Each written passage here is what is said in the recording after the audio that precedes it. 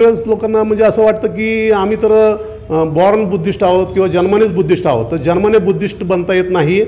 समाजामध्ये बुद्धिजीवी वर्ग हा जरी शासन करताना असला तरी देखील समाजावर त्याचं फार मोठं वजन असतं आणि त्यांच्या विद्वत्तेमुळं समाजाला मार्गदर्शन करण्याची त्यांच्यावर विश्वास ठेवला जाऊ शकतो.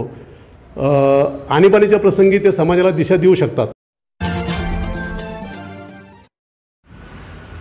जय भारत. मी रवींद्र शिलवंत, जागृती चॅनलमध्ये आपलं सर्वांचं स्वागत.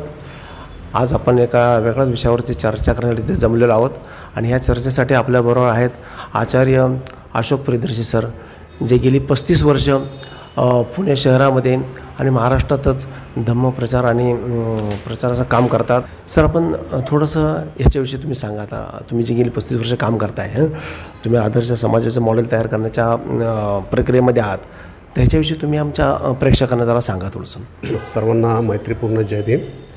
मी अशोक प्रियदर्शी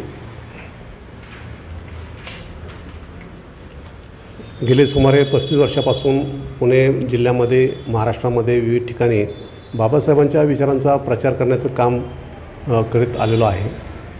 त्यासाठी अनेक शिबिरं, चर्चासत्र, कार्यशाळा, वर्कशॉप या माध्यमातून हे समाज प्रबोधनाचं काम गेले 35 वर्षापासून मी करत आलेलो आहे. अनेक लोक मला एक धार्मिक व्यक्ती म्हणून माझी ओळख निर्माण झालेली आहे. आता या धार्मिकतेकडं माझा ओढा कसा झाला की मी केंद्र सरकारमध्ये नोकरी करत होतो. त्यामुळं मी राजकीय स्वरूपाचं काही कार्य करणं अभिप्रेत नव्हतं मला.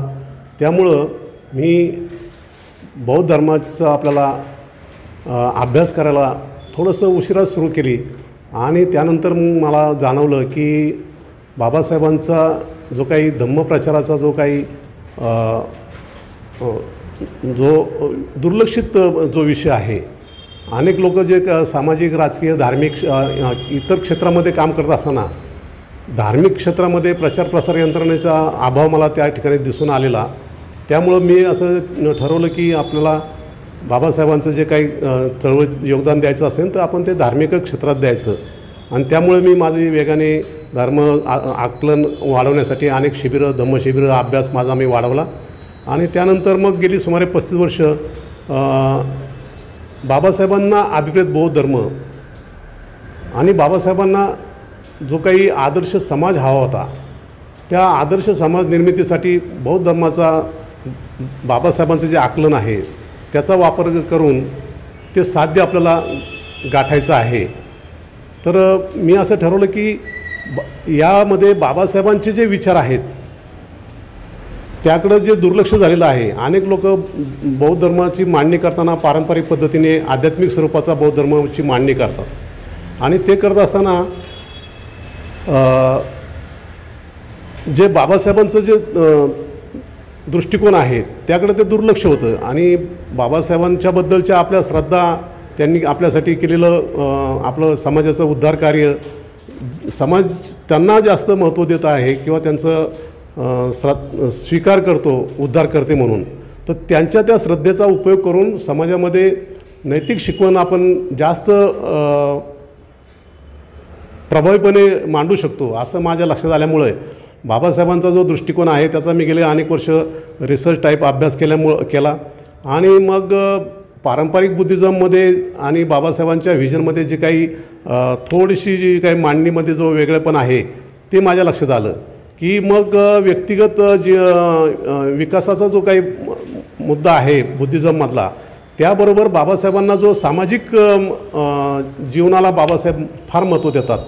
तर हा मुद्दा माझा लक्षात आला आणि मग बाबासाहेबांना जे स्वातंत्र्य, समता, बंधुता या मानवी मूल्यांवर आधारित आदर्श समाज निर्माण करायचा होता. तर तो आदर्श समाज आपण निर्माण केला पाहिजे आणि त्या आदर्श समाज निर्मितीमधून व्यक्तिगत विकास शक्य आहे. तर त्यासाठी मग आपल्याला बाबासाहेब जसं 5 ऑगस्ट 1956ला दीक्षेच्या अगोदर कार्यकर्त्यांबरोबर बोलताना म्हटले होते की भारतामध्ये बौद्ध संस्कृतीचं पुनरुज्जीवन करणं आणि सारा भारत बौद्ध करणे हे माझे उद्दिष्ट आहे.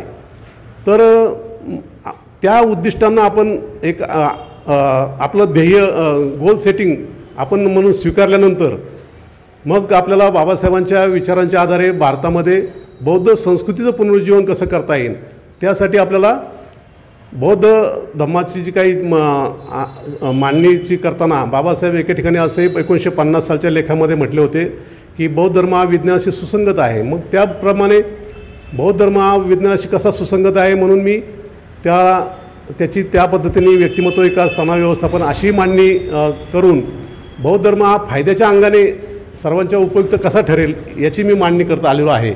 आणि ती अतिशय म्हणजे प्रभावी ठरते. लोकांना फायद्याच्या अंगाने बौद्ध धर्म समजावून देणं हे मला दृष्टीने खूप महत्त्वाचं मला वाटतं. सर, आता माझा दुसरा प्रश्न असा आहे की तुम्ही हे सगळं 35 वर्ष करताय आणि लोकांच्या फायद्याच्या अंगाने बुद्धिझम सांगताय वगैरे सगळं चांगलं आहे, पण ह्यासाठी मग तुमचे काही उपक्रम असतील, मग त्या उपक्रम कोणते घेता, कुठे घेता आणि त्या लोकांना कसं सामील करून घेता तुम्ही?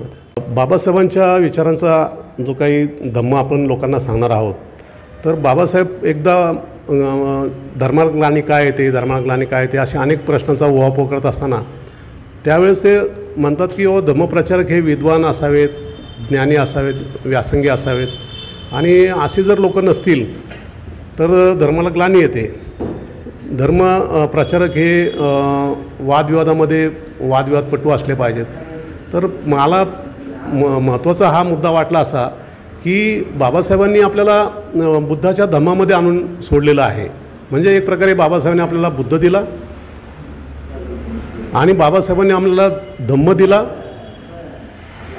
त्यासाठी बाबासाहेबांनी त्रिपिटकावरती लोकांना सोडलं नाही, तर स्वतः 6 वर्ष खपून तब्येतीची पर्वा न करता बुद्धाने त्या धम्म हा ग्रंथ लिहिला. म्हणजे बाबासाहेबांनी स्वतः आपल्याला जशी बौद्ध धर्माची दीक्षा दिली 56 साली भिक्षू मंचकावर असताना त्यांनी बाबासाहेब आणि माईसाहेब या दोघांनी प्रथम दीक्षा घेतली आणि उर्वरित 5 लाख लोकांना बाबासाहेबांनी स्वतः दीक्षा दिली. म्हणजे या अर्थाने आपण पाहतो की बाबासाहेबांनी आम्हाला बुद्धाच्या धम्माची दीक्षा दिलेली आहे. आणि मग त्यासाठी त्यांनी ग्रंथही तयार केला. म्हणजे त्यांनी भिक्षूवरती आधारित असा प्रचाराची जबाबदारी सर्व त्रिपिटकावरती ग्रंथाचा अभ्यास करण्यासाठी 72 ग्रंथाचा अभ्यास करणं बाबासाहेबांना फार कठीण आहे प्रत्येकाला. तर त्यासाठी त्यांनी 5-6 वर्ष खपून बुद्ध आणि त्या धर्मग्रंथ हा मार्गदर्शक उपासकांसाठी धर्मग्रंथ लिहिला. परंतु काय झालं की त्यांना धम्मदीक्षा दिल्यानंतर अवघ्या 7 आठवड्यात बाबासाहेबांचं महापरिनिर्वाण झाल्यामुळे बाबासाहेबांना जी काही प्रचार यंत्रणा हवी होती ती प्रचार यंत्रणा निर्माण करण्यामध्ये बाबासाहेबांना वेळ अपुरा मिळाला. आणि त्यामुळं गेले 67 वर्षात बाबासाहेबांना ज्या प्रकारची प्रचार यंत्रणा हवी होती ती आज तागायत अस्तित्वात आली नाही.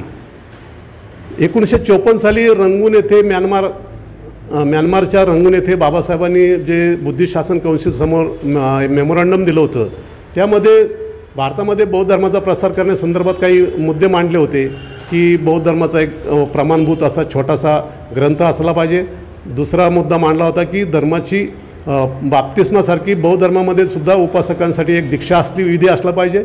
आणि तिसरा महत्त्वाचा मुद्दा मांडला होता की बौद्ध धर्माचे प्रचारक हे विवाहित असावेत आणि ते घरोघर जाऊन लोक बौद्ध धर्माचा कसा आचरण करतात ते पाहतील. अशा विवाहित उपासकांना मानधन दिलं पाहिजे अशी बाबासाहेबांनी एक योजना त्यावेळेस तयार केली होती.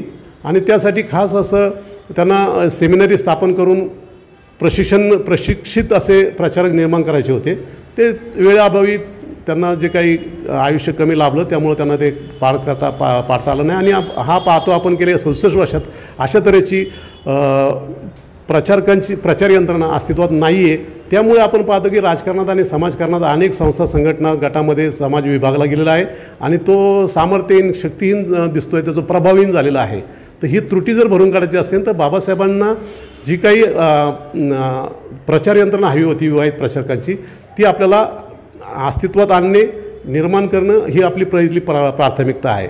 आता हे करत असताना जो काही आपल्याला जो कोणत्या ग्रुपला मग आपण हे करू शकतो तर समाजामध्ये जो बुद्धिजीवी वर्ग आहे हा प्राध्यापक, डॉक्टर, अधिकारी आणि हे इंजिनियर्स, वकील या वर्गाकडून ही जी अपेक्षा आपण करू शकतो की हे बुद्धिजीवी लोक आहेत ज्यांना समाजामध्ये मान्यता आहे. जाती निर्मूलन या ग्रंथामध्ये बाबासाहेबांनी असं म्हटलं होतं की समाजामध्ये बुद्धिजीवी वर्ग हा जरी शासन करताना असला तरी देखील समाजावर त्याचं फार मोठं वजन असतं आणि त्यांच्या विद्वत्तेमुळं समाजाला मार्गदर्शन करण्याची त्यांच्यावर विश्वास ठेवला जाऊ शकतो. आणीबाणीच्या प्रसंगी ते समाजाला दिशा देऊ शकतात. परंतु समाजातला जो सर्वसामान्य वर्ग आहे तो काही स्वतःचे डोकं चालवत नाही, बुद्धी वापरत नाही, तर तो त्याची रोजमर्राची जीवनामध्ये तो व्यस्त असतो आणि तो फक्त आपल्या जे तो बुद्धिजीवींचं फक्त तो अनुकरण करत असतो. आणि म्हणून बुद्धिजीवी वर्गाची फार मोठी जबाबदारी आहे आणि माझा गेल्या अनेक वर्षापासूनचा हा प्रयत्न राहिलेला आहे की समाजातल्या बुद्धिजीवी वर्गाने ही जबाबदारी पार पाडण्यासाठी पुढे आलं पाहिजे. त्यासाठी आपण अनेक आता यापुढे धम्मशिबिरांच्या माध्यमातून लोकांना प्रशिक्षित करून एक बाबासाहेबांना अभिप्रेत अशी पुणे जिल्ह्यासाठी तरी किमान एक 200-300 लोकांची एक टीम तयार करूया आणि त्या माध्यमातून एक आदर्श बौद्ध समाजाचं मॉडेल आपण विकसित करूया की जे सर्व महाराष्ट्रभर आणि भारतभर लागू केलं जाऊ शकतं.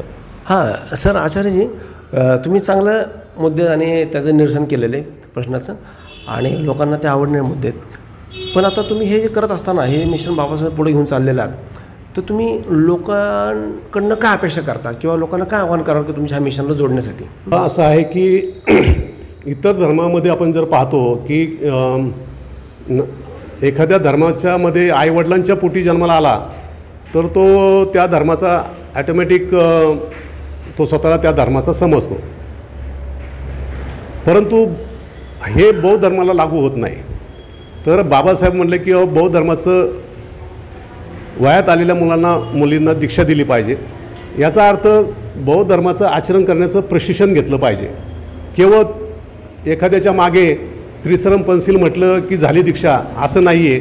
तर बौद्ध धर्माचं जोपर्यंत प्रशिक्षण घेत नाही तर तोपर्यंत तो माणूस बौद्ध बनूच शकत नाही. बाबासाहेब म्हणले ग्रॅज्युएशन व्हायला जर 15 वर्ष लागत असतील तर केवळ तुम्ही काही कालावधीसाठी बौद्ध धर्माचा अभ्यास करून ते पुरेसं नाही आहे. तर त्यासाठी तुम्हाला प्रशिक्षणाची निरंतर गरज असते. आणि अनेक वेळेस लोकांना म्हणजे असं वाटतं की आम्ही तर बॉर्न बुद्धिस्ट आहोत किंवा जन्मानेच बुद्धिस्ट आहोत. तर जन्माने बुद्धिस्ट बनता येत नाही. तर आपल्याला बौद्ध धर्माचं जाणून उमजून बौद्ध धर्मामध्ये आपण आलो पाहिजे आणि त्यासाठी आपण जे अनुभवी लोक आहेत तर त्या लोकांकडून धर्म जाणून घेतला पाहिजे. आणि म्हणून आपल्याला बाबासाहेबांच्या विचारांचं बाबासाहेब म्हटलं की कॉलेजमध्ये जर 15 वर्ष लागत असतील तर आपण लहानपणापासून मुलांमध्ये बौद्ध धर्माचे संस्कार रुजवले तर ते पुढे पुढे वाढत जाऊ शकतील. आणि हे नैतिकतेचं जे काही बौद्ध धर्म हा मूलतः नैतिकतेवर आधारित आहे. हे खूप असं लहानपणीच जर आपण त्याच्यावर संस्कार चांगले केले तर ती विद्वान मुलं घडवली जाऊ शकतात. मी तसा माझ्याकडे काही कोर्स आहेत. तर हे आपल्याला प्रत्येक बौद्धांचं कर्तव्य आहे की आपण बौद्ध धर्म समजून घेतला पाहिजे. जोपर्यंत आपण बौद्ध धर्माचं तत्त्वज्ञान समजून घेत नाही तोपर्यंत आपण आचरण करू शकणार नाही. आणि म्हणून बुद्धिजीवी वर्ग जे प्रचार यंत्रणेसाठी सुद्धा भविष्यात येणार आहेत आपण त्यांच्यासाठी सातत्याने शिबिरं घेणार आहोत. 1 दिवसाची, 5 दिवसाची, 10 दिवसाची, निवासी असतील, अनिवासी असतील. तर त्यामध्ये लोकांनी सहभागी व्हावं. जसजशी प्रचारकांची संख्या वाढेल आपण सर्व बुद्धविहार ऑन करणार आहोत. त्या ठिकाणी बऱ्यापैकी प्राध्यापक जे प्रशिक्षित लोक आहेत हे प्रचारक तिथं जातील आणि विहारामध्ये उपासकांना बाबासाहेबांच्या विचारांचा प्रचार करतील. आणि ही सर्व विहार ऑन झाल्यानंतर तिथं प्रौढांसाठी, मोठ्यांसाठी जसे व धम्मवर्ग, संस्कार वर्ग असतील, ध्यान वर्ग असतील, अभ्यास वर्ग असतील, तसेच आपल्याला संडे स्कूल सारखे विद्यार्थ्यांसाठी, लहान मुलांसाठी संस्कार वर्गसुद्धा आपण धम्म संस्कार वर्ग चालू शकतो. आणि या माध्यमातून एक बौद्ध संस्कृतीचं आपण एक आदर्श बौद्ध संस्कृती निर्माण होईल. आणि मग त्यामध्येच फक्त जो काही बाबासाहेबांच्या भूमिकेतून आपण जर पाहिलं तर आपल्याला सामूहिक आचरणाला जास्त जोर द्यावा लागणार आहे. अनेक धम्माचं ज्यावेळेस प्रचार यंत्रणा आतापर्यंत आपण पाहत आलेलो आहे की व्यक्तिगत आचरणावर फार जोर दिला जातो आणि व्यक्तिवादी धम्माचं आचरण अनेकांना असं वाटतं की मग हे फार अवघड आहे आणि मग आपण ते नाही करू शकत. परंतु बाबासाहेबांच्या भूमिकेतून जर आपण गेलो तर सुरुवातीला आपण विहारामधून एकत्र येण्याची प्रक्रिया जर लोकांमध्ये रुजवली तर वज्जीसूत्रामध्ये जसं सांगितलेलं आहे किंवा पहिल्यांदा मोठ्या संख्येने वारंवार एकत्र या एकत्र बसा, चर्चा करा. तर या माध्यमाचा म्हणजे सामूहिक आचरणाचा जर आपण सुरुवातीला अवलंब केला तर मला खात्री आहे की असते आपल्याला हा अवघड बौद्ध धर्म अतिशय सोपा वाटायला लागेल आणि आचरण केलं जाऊ शकतं याची खात्री वाटेल. त्यातमधून जी काही लोक विकसित होतील ते प्रचाराचं काम प्रभावीपणे करतील आणि एक बौद्ध समाज जो काय आपल्याला आदर्श घडवायचा आहे की आपण एकमेकांची काळजी घेणारा समाज. म्हणजे मला हे आवर्जून सांगायचं आहे की बाबासाहेबांनी धर्माला ज्या 4 कसोट्या लावल्या होत्या त्या बौद्ध धर्म हा परिपूर्ण त्याला उतरतो. की बाबासाहेबांनी पहिली कसोटी लावली होती की बौद्ध धर्म हा नैतिकतेवर आधारित पाहिजे. दुसरी कसोटी धर्माला लावली होती की धर्म हा स्वातंत्र्य, समता, बंधुता या मानवी मूल्यांना त्यांनी स्वीकारलं असलं पाहिजे, त्याच्यामध्ये अंतर्भूत केलं पाहिजे. तिसरी कसोटी लावली होती की धम्म हा विज्ञानाशी सुसंगत असला पाहिजे. आणि चौथी कसोटी लावली होती की धर्माने गरिबीचं उदात्तीकरण करता कामा नये.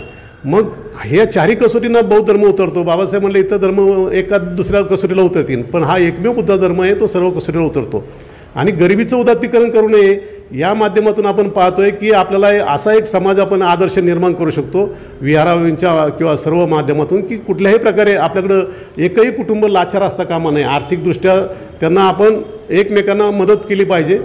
तर ह्या सर्व जे काही नैतिक आचरण आणि वैज्ञानिक दृष्टिकोन यामध्ये अंधश्रद्धा आणि दैव आत्म ह्यापासून सर्व मुक्त असा समाज आपण एक आदर्श समाज केवळ तो स्वातंत्र्य, समता, बंधुता या मानवी मूल्यांना महत्त्व देईल आणि एकमेकांची काळजी घेणारा बंधुत्वाच्या भावनेतून हा आदर्श समाज आपल्याला भविष्यामध्ये निर्माण करून की बाबासाहेबांनी बौद्ध धर्माला जी काही आधुनिक काळामध्ये दीक्षा घेऊन करोडो लोकांच्या जीवनामध्ये जी काही क्रांती घडून आणली, भविष्यामध्ये ही क्रांती आपल्याला पूर्ण बाबासाहेबांना पाहिजे होतं की जग धम्मराज्य होईल.